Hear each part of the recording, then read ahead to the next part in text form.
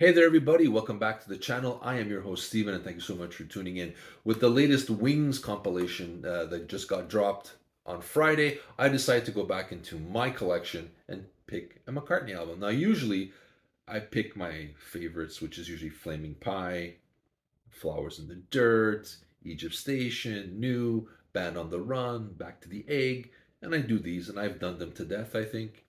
So I decided to pick something else. I decided to pick a doozy. So this is one that's either you loved it, you hated it, I don't know. This is one of those weird divisive albums, and I tend to lately find these ones and go back to them and reevaluate. So this is the 1986 album Press the Play from Paul McCartney. This is the follow-up to Give My Regards to Broad Street, which was a movie that he did and a soundtrack that didn't do well. So he's kind of, you know, his career is kind of in flux because this is a new era where they're embracing technology, drum machines, synthesizers. There's a new production sound. This is no longer the 70s. This is something new. You have glam metal. You got all this technology happening. You got the new wave sound like Duran Duran, XTC. All these guys are coming out that sound really different. So McCartney's kind of going, either I'm going to get on this bandwagon and embrace this technology and bring it into my camp, or I'm going to step out of the way. He decides he's going to embrace this technology and create an album.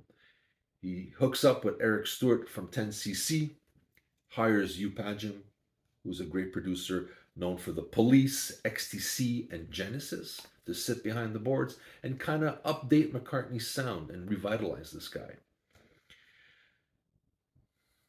This is where it becomes questionable.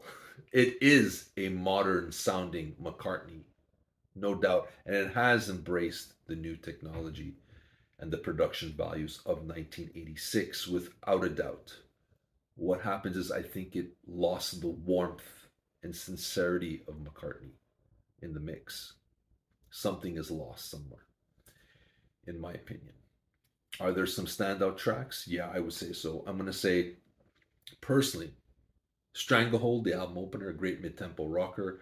Good Times Come and Feel the Sun. There's something about it. I like there's two different songs combining, kind of like Band on the Run had different kind of genres of songs in it.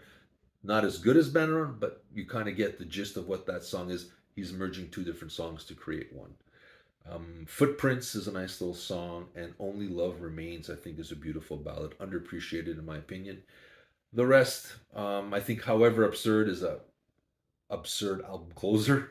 Angry, which had Phil Collins and Pete Townsend on there, is a generic rocker.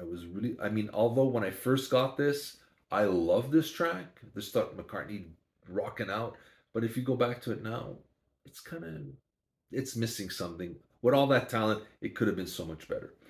Um, Pretty Little Head reminds me of a Genesis song off Invisible Touch. But again, you have Hugh Padgham who did that album, right? So it's going to sound like some of his other work. And that one, I keep thinking Phil Collins is going to start singing on this song, and he doesn't.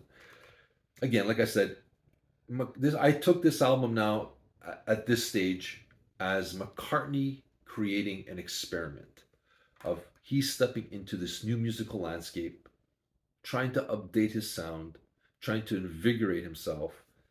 And this is an experiment. Is it necessarily a total failure? No, I think there's a couple of gems, like I mentioned. I think, like I said, Stranglehold, Footprints, Only Love Remains are outstanding tracks and deserve to be heard once and be put on a playlist for sure. I put them on my playlist all the time.